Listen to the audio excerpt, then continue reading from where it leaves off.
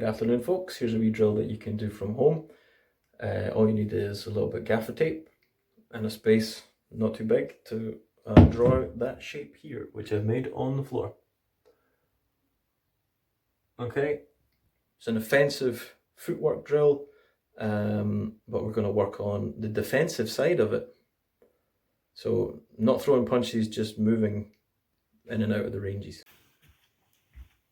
Okay, I've changed the angle so you can see this. Effectively what we're looking at here is the three different ranges which we're going to use as we fight. This we will call edge of range. This first line, long range. Second line, mid range. And this last line is close range. We will assume that our opponent is here, at the top of this arrow shape. Okay? So, we also assume that the fighter is an orthodox fighter. Okay, so I refer to this as the outside. This 45 degree is the outside line.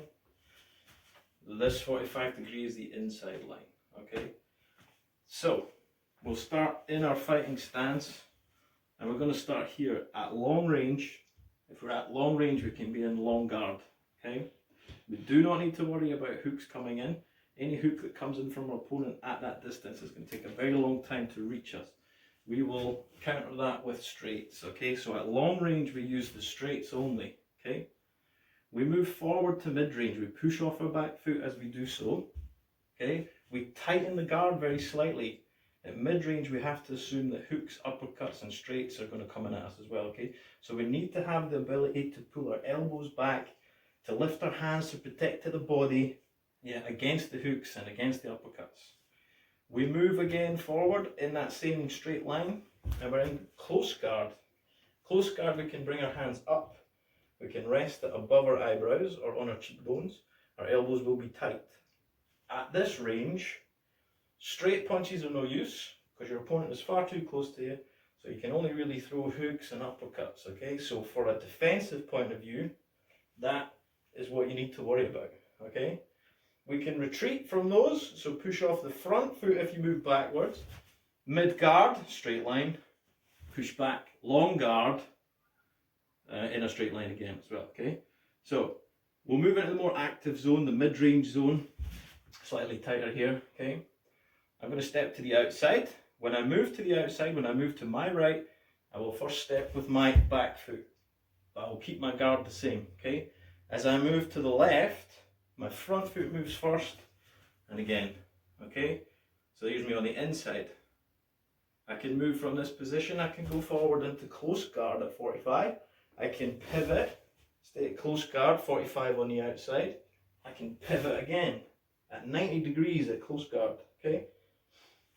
Out, out, over, out. Whatever it is you want to do, really. So you've got all these positions that you can step to, okay? The one that's probably the most complex, I'll just discuss it very briefly, is from mid guard, moving to the inside at 90 degrees. You could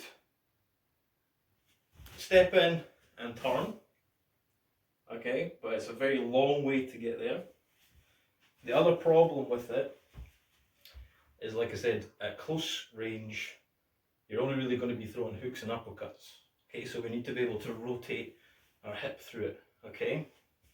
However, if our hip is rotating this way to step out, we can't generate any power because we need to be rotating this way as well. So you'll see, if I do it awkwardly, you'll see. Okay, it's virtually impossible.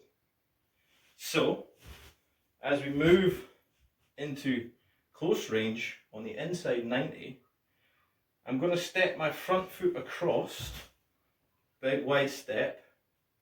I'm going to bring my back foot up, okay, effectively switching stance, okay.